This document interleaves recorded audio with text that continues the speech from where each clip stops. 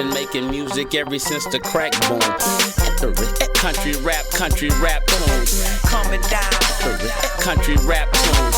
Gotta have guitars and a lot of backbone. Come to the South once, I bet you'll be back soon. Coming down. Country rap tunes. Coming down. Country rap tunes. You know what I'm saying? For real, man, you got to feel my young partner, Cory Mo. All right, what's up with it, man? It's your boy Cory Mo back off in this thing one more time for another Country Rap Tunes podcast. And I got the old school homie, man. We go so far back. I don't know, it might be 20, 25, 30 years with this OG right here, man. But I'm going to let my beautiful co-host, Miss Kimberly Jones, introduce who we got in the building. Oh, Sookie, now we got us one today. We got TJ DJ. He gonna put more hip in your dip, more glide in your slide. And if you ain't been turned up at a party with him, you ain't lived, you ain't loved, you ain't got to it. He is both delicious and nutritious, good for you and good to you. He has managed some of the biggest artists in the game. He's thrown some of the biggest parties in Miami. If you ever been to Miami, be on the Miami Strip, had you a good time, shake it down, got you a fly drink and a fly bitch. This the man you need to think in the building today, TJ. Mr. TJ DJs is in the building, man. I want to go all the way instantaneously. We're going to go all the way back, man. Tell the people where you were born and raised and how you got started in the game, man. I was born in Panama City, Panama. Okay. Grew up between Ohio and outside Detroit, Michigan. My elementary school years all in Utica, Michigan, and in high school. And so my junior high was in Canton, Ohio, and graduated from Kent McKinley and moved to Florida from there on a full-ride academic scholarship. Went to Tallahassee to Florida A&M University. What was that like? Because something in the water at FAM produces nothing but giants. You got Will Packard went to Giant. He was in the DJ's record pool, not to interrupt you. I'm No, sorry. he was. No, tell that story. I want to hear this. Most people don't know Will was a DJ. Will was a DJ at 90.5 at FAMU's radio station. So he always used to get his records from me. I mean, a lot of people was in DJ's record pool and got music from me. So what were you studying when you were at FAM? Business administration. I was in a 5-year MBA program. Had a scholarship to FAM. Had a scholarship to a lot of colleges. New York University, University of Pennsylvania, University of Illinois, a lot of high-end business schools. But I came to visit FAMU just because I wanted to come visit my aunt in Pensacola one spring. And I really didn't want to go to a black school, to be honest with you. But then I visited, and it's just like, it spoke to me like that was home. And so I went to FAM, been there ever since. You know, since '89. Matter of fact, another one of my schoolmates, Common came in with me in '89. Oh, yeah. He was a business administration major. Damn. Tell the people how the infamous TJ DJs, the conference began. Like, what possessed you to even start that conference, and how did it get so huge, man? I mean, that was the place to be, man. Yeah. You know, I never imagined that, but to be honest, I never wanted to start the shit in the first place. What? I mean, I had TJ's DJs. I started at 94. And so I got into a record pool coalition. And one of the requirements of the record pool coalition was that I do these record pool meetings every quarter. But I really didn't want to do that. And I just kept dragging my feet. They kept asking me to do it and got to the point where they let me know, hey, man, if you don't go ahead and do this, we got to kick you out the coalition.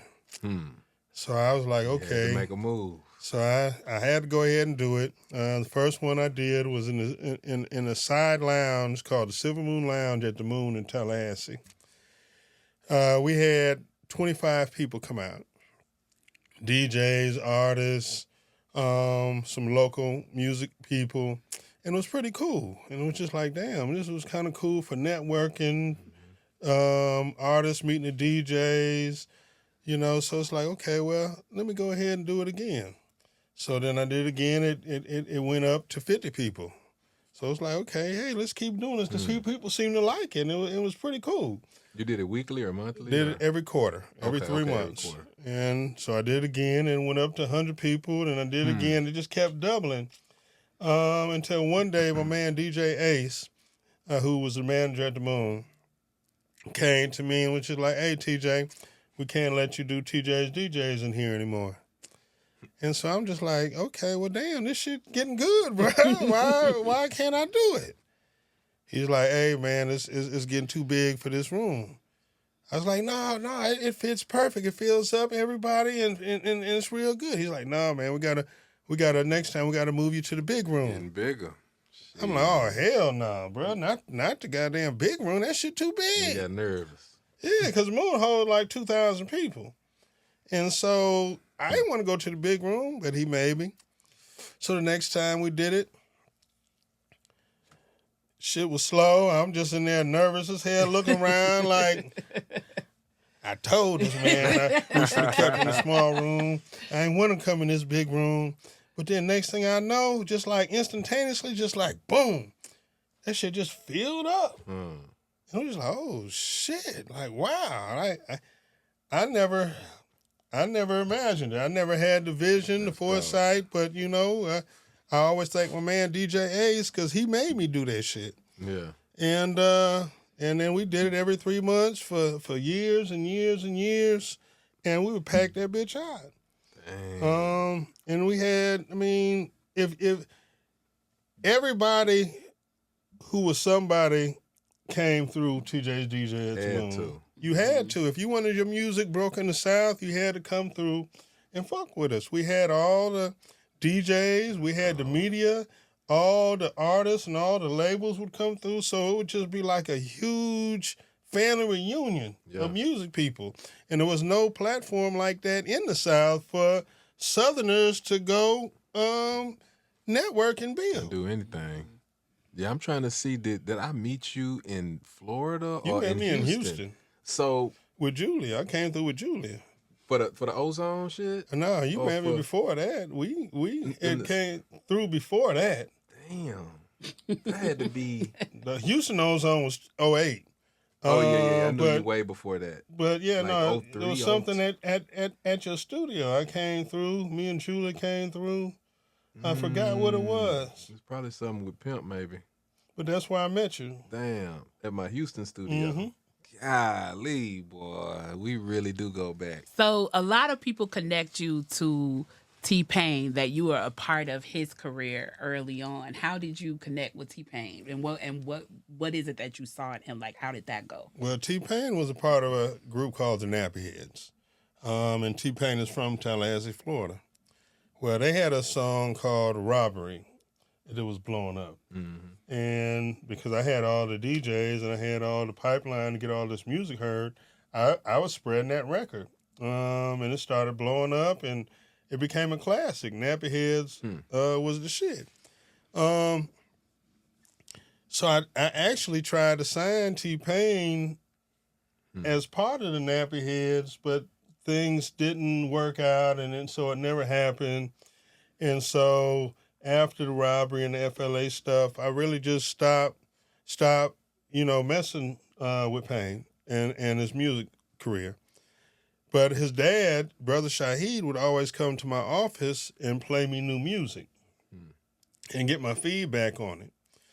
And so Pain, I guess, took a hiatus from the Nappy Heads, and he went in the studio at his house, and he just recreated himself. So my boy DJ Saxville came through one day and was just like, hey, Fahim singing now.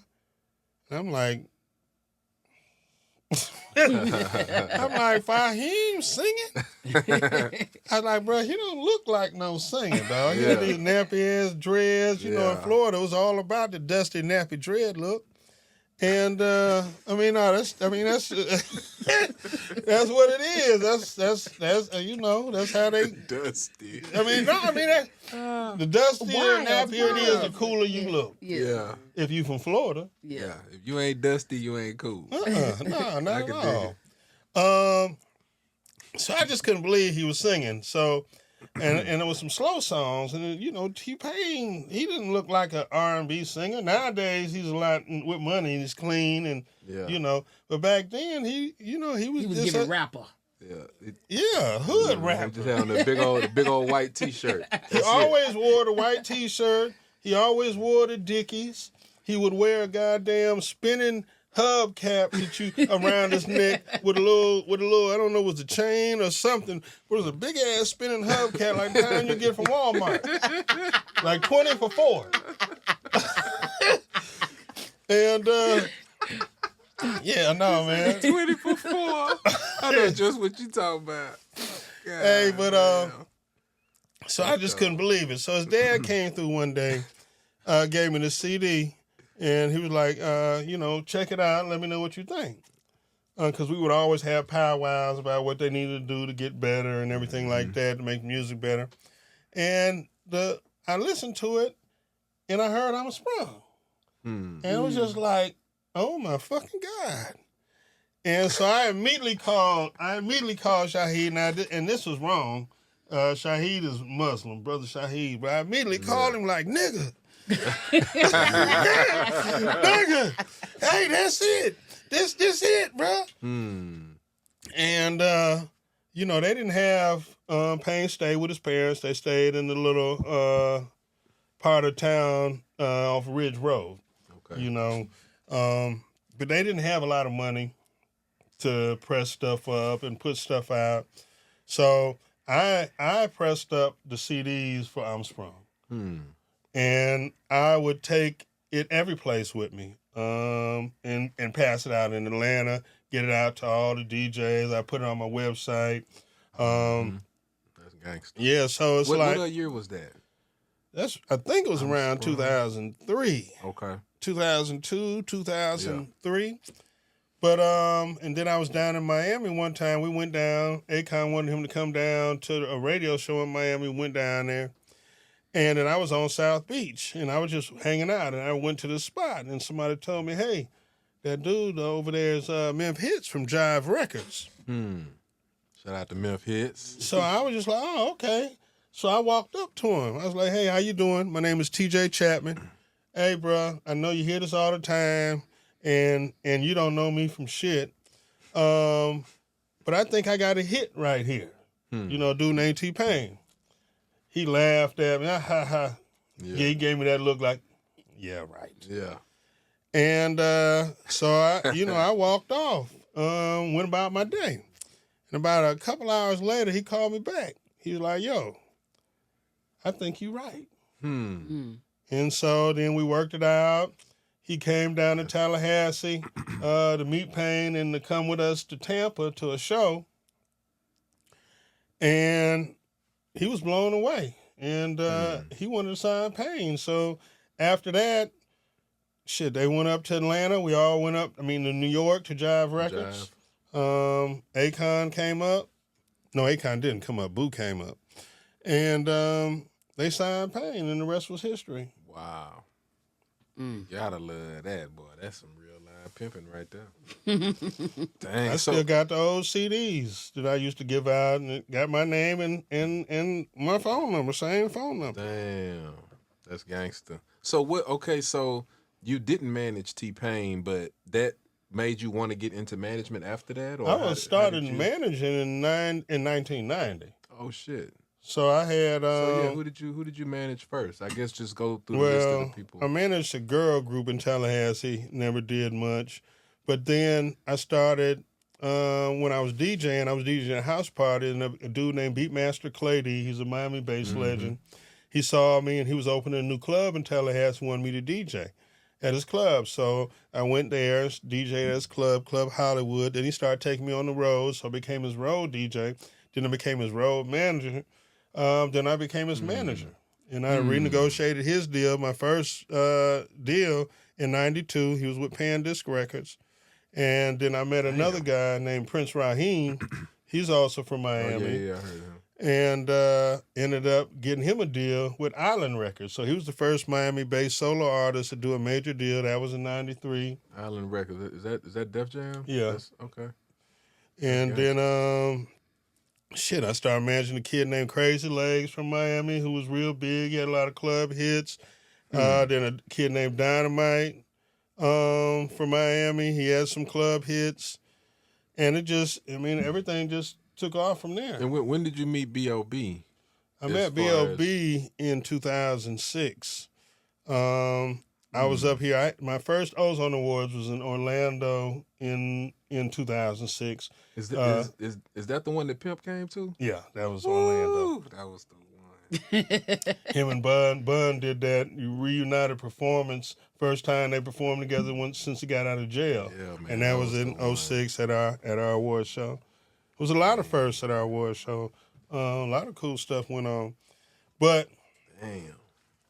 So I came to Atlanta after that weekend, and it was Core DJ retreat. So I just stayed here, and then my man DJ Funky called me bitching, like, "Yo, man, you don't fuck with me." I'm like, "Huh? What you talking about? I don't fuck with you, man. You don't never hang out with me." I was like, "Okay, well, what's up? If you fuck with me, come through tonight. I'm at Club Crucial." So I was like, "All right, cool." I didn't really know what was going on. Yeah. I didn't know it was an open mic and it was rap groups performing. I just went to go fuck with Funky because he was bitching. Right. So you the one introduced me to Funky. But we're gonna talk about that. I helped introduce you to a lot of people out here. You did. I mean, and not to jump around, but that was a time when I ain't had no money. And you ain't had no connects in Atlanta, but you had the studio here and you had the crib. I pick you up from the airport. So you would pick me up, you would let me come stay at your house, and then I would take you out with me and introduce you to the people in the city. Oh, did. Right when I moved to Atlanta. I remember that house. That was the Keller Road house? Keller, yeah. That house is infamous. You need to get that house back. We need to museumize that house. We do. But TJ took me everywhere, man. Straight up. You know so we helped each other. We were mutually beneficial to each other. Yeah, straight up. Because I ain't had no money for a hotel or a goddamn cab. Boy, you ain't on that couch. Hey, man, let me catch that couch tonight, man. Yeah. Oh, come on, man. It's all good. Smoke something. What's up with it, man? It's your boy, Cory Mo. I need everybody to go and download the mobile app, Country Rap Tunes Radio, 24/7 non-stop Southern hip-hop. All your favorite throwbacks. It's available on Android and it's available on iPhone. Also, I need you to log on to countryraptunes.com, support a player. If y'all looking for that fly merch, you already know what it is. Also, you can get all your exclusive Country Rap Tunes podcasts there. Everything involving Country Rap Tunes. You know where to go. You know what to do. Holla at your boy. Chech. Country Rap Tunes. But yeah, so while I was at the club with Funky that night, I was just in the VIP, just getting my drink on, hanging out, politicking, and people was performing, but I wasn't paying attention. I was just talking. Yeah, but then this one dude performed, and he caught my attention. And so next thing I know, I'm up watching him perform, and I'm waving my hand side to side. And then I'm rapping along with the song, and I don't know the song. I ain't never seen dude before. I ain't never heard a song in my life. I'm sitting there rapping along with the song, waving my hand from side to side, and I'm looking at myself like, damn, nigga, what you doing? You don't do this. And it was just like crazy. So the whole time he was performing, all that was going through my head was like, this shall make up for T-Pain. This shall make up for T-Pain. This shall make up for T-Pain. And shit. So when he got done, I went down and hollered at him. I asked him his name. Oh, first I asked everybody up there, hey, you know dude? Everybody, DJs, radio people, nah, I don't know dude. You know the song? No, I ain't never heard it before. And I'm just like, okay, well, damn, wow, okay. So I went down and hollered, asked the name, we had a manager. He introduced me to his manager. And then I told him, hey, I think you're really dope and I want to be part of your team. So a week and that was August 14, 2006. 2006. A week and a half later, we were taking deal meetings. He had his first deal meeting with Atlantic a week and a half later. You ain't waste no time. A month and a half later, October 3rd, 2006, his deal was signed with Atlantic. In 1 month. That boy TJ walked that boy right on up through there, man. I got to drop some bombs. Yes. Oh, love, man. And the rest is history. Are you kidding me? Shout out to B.O.B, man. Bobby Ray, what you say, man? What's up? I've been managing him 18 years now. And you know what's crazy? I got a funny story, but when I met Bob, it was on Candler Road. I was moving in on Candler Road to the what's the place where you get the U-Haul place. Mm-hmm. I went into the U-Haul because I'm moving from Houston to Atlanta. I walk into the U-Haul. B.O.B is moving out of Decatur. I'm moving in Decatur. He moving out of Decatur. And I'm like, B.O.B, we like, yo, TJ, tell me about you. Yeah, man, we just talking and yeah, man, yeah. And we exchange numbers. He moving out, I'm moving in. I'll never forget that shit. Right there at the U-Haul on Candler Road, bro. I love it. Ain't that crazy? Small world. That's how you know it be destiny when you cross paths with people like that. It's like the energy is finding each other somewhere in the world is meant to be. Who do you feel like that about now? Like who on your list now do you have that kind of like vibe for that you like, nah, this kid I'm working with right now, y'all hold up, wait and see. I mean, I'm a So Candy fan. If I wasn't, I wouldn't be working with her. Mm-hmm. I started managing her about a year and a half ago, and I hadn't saw anybody that I wanted to be part of their career for like 8 years before that when I started managing Trap Beckham. But I saw her at South by Southwest, and it was the same feeling. Like, I'm like, okay, well, who is this girl? Because all the women in there was guys when she went up and started doing her song, of which they never heard before, but they had their cameras out, everybody filming, singing along with it, and I felt like, okay, well, damn, I just saw dollar signs. She's so smart with her content too. Her content is so like consistent, and I know a lot of friends that manage artists, and that is the biggest fight they have with their artists is like being consistent with your content. Like for every record, you need to have like 20 pieces of content. Her content game is crazy. And I say that to people, and that's a whole nother talking point. And I don't know if I should need to jump around or come back to the content thing, but that's something that needs to be. Talk about it. We just soaking it all up. Come on, man. Give us the game. That's why you're here, man. You know, okay. This is for all you artists and even beyond the artists. In business, period. Today, 2024, you can't survive without content. As artists, it's part of your job to make content. I hear so many artists talking about, I just want to make music. I'm not a content creator. That's not what my job is and this and that. Okay, well, listen. Everybody has a job or has had some kind of job in life. And with that job comes responsibilities that you might not like. But because it's your job, you have to do it. If you are an artist today in 2024, content is your job. Yeah. Period. You don't have an option. You don't have a choice. You got to do it. And everybody makes excuses, you know, and that's where I feel like there's a big divide. And I talk about artists, young artists and old artists. Young artists get it. Old artists don't. And they got all kind of excuses because of their upbringing or because of their beliefs or because they don't have time or and really, when I say old, I'm not even talking about an age thing. I'm talking about a frame of mind. Making content is simple. You just got to reprogram your mind. I mean, you can walk to the mailbox and put a song behind it and make a piece of content. You don't have to dance. You don't have to be corny. You don't have to do some stupid shit. But you do have to make sure people hear your music. Right. People know it exists. If don't nobody know your music exists, if don't nobody know you exist, how can they ever goddamn find you or like you? That shit's impossible. Preach. Facts.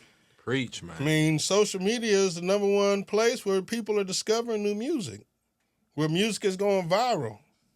Second is streaming. But without content, nobody knows. And to be honest, I don't understand the problem because social media is free. And there's all these goddamn apps you can use to goddamn make your content, to spice it up, make it look good, pretty. you know, but y'all got excuses. And if y'all don't take the time to build up these and use these platforms, then that means that everything you do, you got to pay for, which makes no sense. We all got budgets. Some got more than others, but ain't none of us got unlimited money. Build your platforms so you can shine and promote yourself whenever you want for free. Damn. Gotta drop some bombs on that one. Man. That boy spitting that game. You know what? Tell me one of them stories of you being on the road, on tour, and something happened that's just, you know what I mean? Like something crazy happened, or a show canceled, or you missed some money, or somebody robbed you, or just, y'all don't know, just a crazy story, man. And I got so many. I know you do. I got so many. I know you do. Well, I'm gonna go. I'm gonna go to Houston 08, to the Ozone Awards. We had a party. I think it was at the club called Barrio, and the party was sold out. I mean, we were capacity. People couldn't even get in. That night after the party, we was downstairs. Me and Julie was counting the money downstairs in the club. Everybody was gone. So next thing I know, some dude walks in talking about, where's my money? I'm like, your money? But then all of a sudden I see he got a gun. And I'm like, oh, your money, your money. But then Julia, you know, Julia don't take no shit. She got in sassy ass white girl. Oh, hell no, motherfucker. This hard money. You ain't getting this motherfucking money. Then I'm like, okay, Julia, calm down. Well, Julia a gangster, boy. But she was serious, but I mean, I felt her. And I wasn't trying to get that money up either, but I wasn't trying to get shot. You weren't trying to die. I feel you, but I ain't trying to die. And she just kept running her mouth, and I'm just like, oh my God. And then luckily we had somebody in the parking lot waiting for us, but we took too long to come out. So he came in to check on us. And so when he came in, he broke all that shit up. So we got out of that, you know, pretty good and with our money. Man. But another night in Houston, the whole door money ended up missing. All the money? All of it. Sold out. Nobody else could get in. And the whole bag ended up missing. And then people was mad that night because they bought bands and they couldn't get in. We couldn't figure out why they couldn't get in when they bought weekend bands, but because somebody else bootleg bands and was selling bootleg bands. So the bootlegger was in the club partying while the people that bought the real bands couldn't get in. So we had so many issues on tour. I might have been at that party. Hey, that shit was Cory, crazy. You ain't had no bootleg band on, did you? Nah, I ain't had no bootleg band. He had 2 bootleg bands, and one on each arm. Hell no. You know what? You probably snuck me in. But look, one time on tour, last tour we went on, I had more issues on that tour than I probably been on 20 plus tours. And I had more issues on this one tour than all the tours put together. Who was the artist? B.O.B. Yo, Bizzle. I'm talking about. We was in, I forget, we was in North Dakota, I think we was, and we had a concert, we performed. And me and Bob, we stayed on the bus. We didn't go out that night, but everybody else went out. And so then late night, I'm getting phone call like, hey, yo, there's been an accident. And I'm just like, what? Y'all need to come to the hospital. I'm just like, what happened? Well, you know, everybody got in the car. There was 5 of them. They got in the car with this drunk girl they met at this party. And she was driving them back to the bus. Well, everybody didn't get in. A couple people didn't go with her. They took their own transpo back to the bus. Well, she was drunk. She was speeding. She kept going over the median, over the curb. Then she hit the median and flipped the SUV. What? She threw Kiannah. I think Kiannah got thrown like 40 feet out the car. Like the shit was crazy. But all our people got hurt. And Kiannah broke his legs, his femur bone. Man. I think he had fractured ribs. Our videographer at the time, Wood, he fractured his skull. I'm talking about we had like 3 people that had to stay behind because we needed to leave and go to the next city because we had more shows. Yeah. Well, we had to leave 3 people behind in the hospital. That was really, really messed up. I mean, Kiannah and Wood, I mean, I feel like they were there for like a month, 2 months. Oh, wow. What? I mean, it was really, like, really, really messed up. And, you know, Bob felt really responsible. And he really didn't even want to finish the tour because all our people got hurt. Yeah. Damn. How long ago was this? 2 years. Damn. That's off the chain, that man. That night would have required a whole lot of weed. Mm-hmm. And we had it. What's your favorite strain? You know, I mean, okay, well, I smoke it all. He so like everything. He like yeah, everything. I mean, I like all good weed. But one of my favorites is cherry pie. I like cherry pie. I like the citrusy weed. But you know, I'm a weed head. I've had the luxury of judging 5 High Times cannabis cups. I remember I was in Amsterdam. So you're a serious connoisseur. He's very serious. I mean, I was in Amsterdam. Bob was he had to light the inaugural blunt, but I was a judge at the cannabis cup at the High Times Cannabis Cup in Amsterdam. I had to smoke 46 strains of weed in 3 days.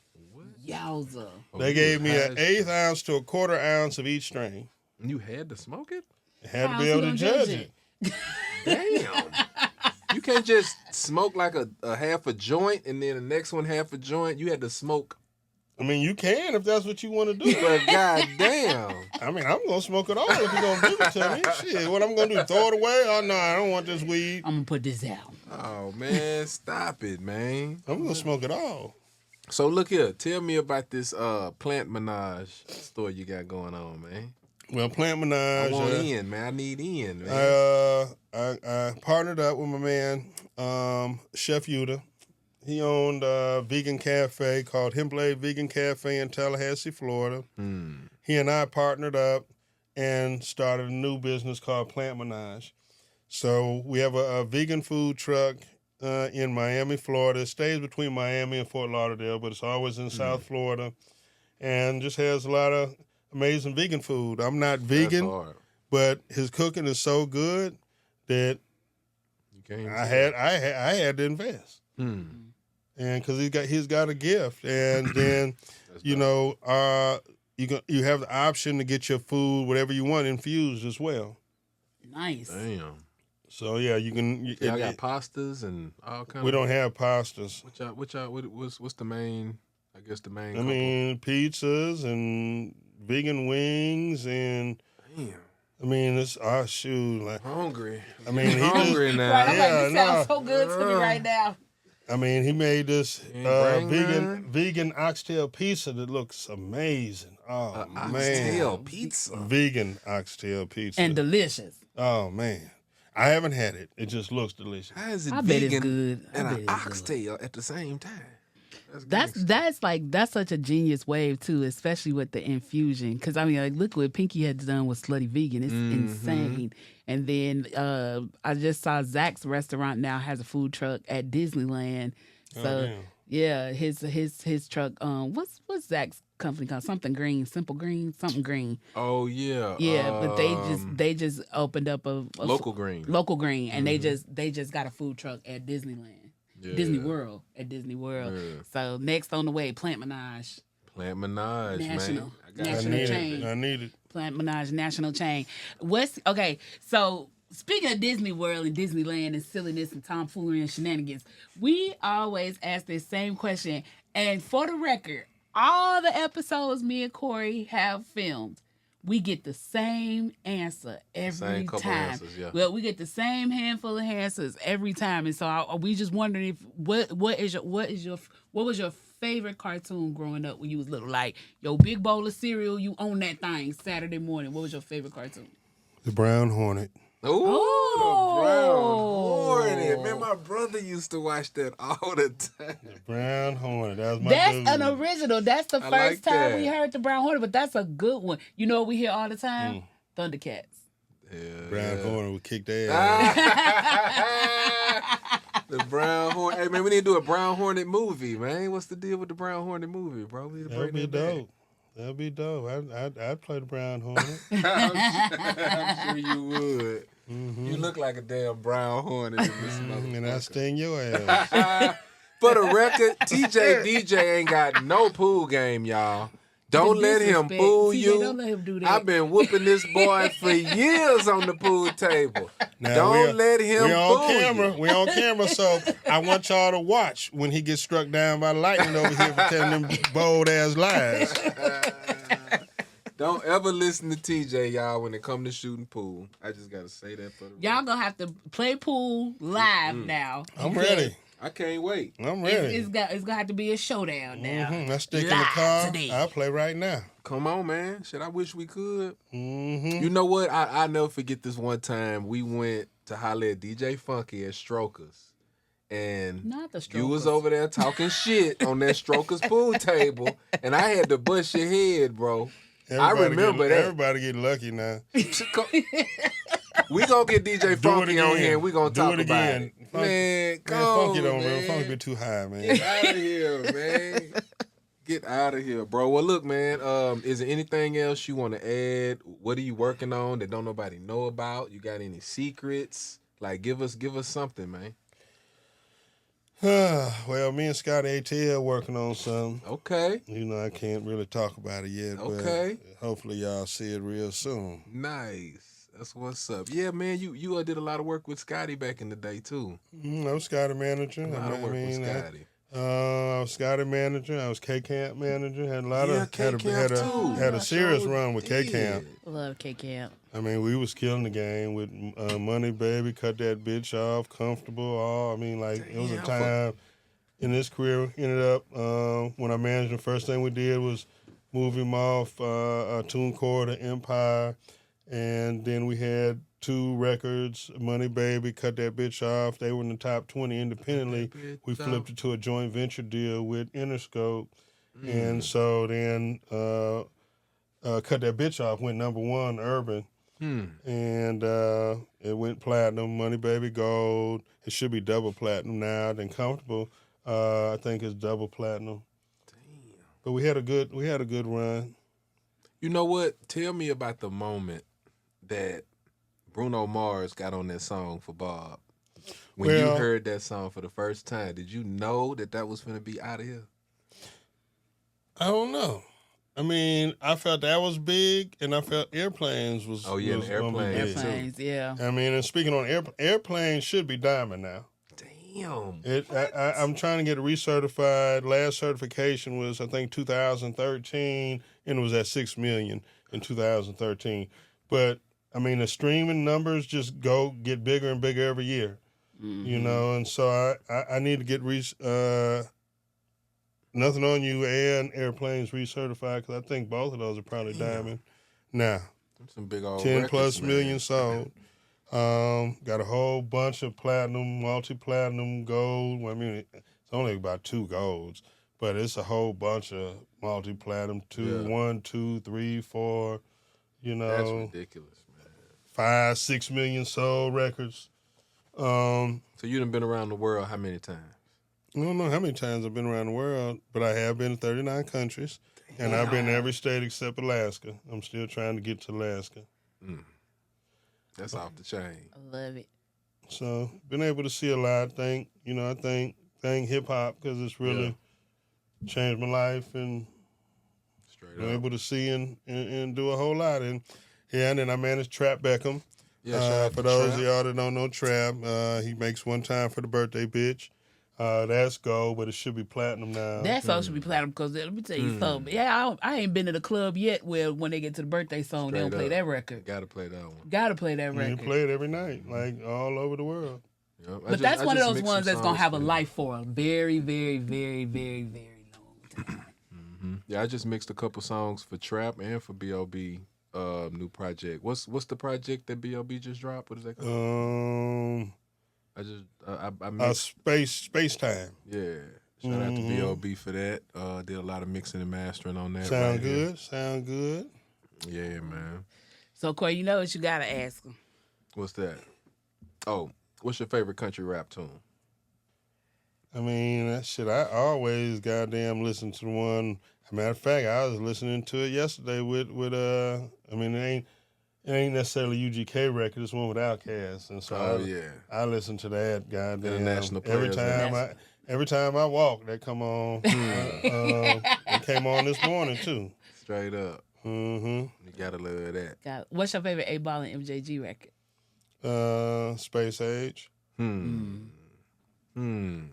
right. Let me see. You a DJ. Give me your top 3 artists that you love playing being a DJ. Well, I don't DJ anymore. I stopped Back in the day when you were a DJing DJ. 90. I mean, that was a long time. You're gonna have me goddamn. That's what I want to hear. What was your go-to records back then? What did you play when you was in the club? I mean, okay. Play a lot of Hammer. Who too legit to quit? Oh shit, too legit. That was gonna get a party started. I would always mix Hammer with goddamn Planet Rock. I mean, I listen to a lot of old school. Okay. A lot of old school. I mean, Outkast gonna always be my my go-to. To be honest. I ain't mad at that. But speaking of Definitely DJing, Outkast, we man. gotta give props. Shout out to my brother. We lost him this week. Rest in peace, Scoop. Yeah. That shit broke my heart. Yeah, that's crazy. Him this week. B King last week. Rich Homie Quan yesterday. My boy Rico Wade. Friend of mine, DJ Sunny D out of Nashville, passed yesterday.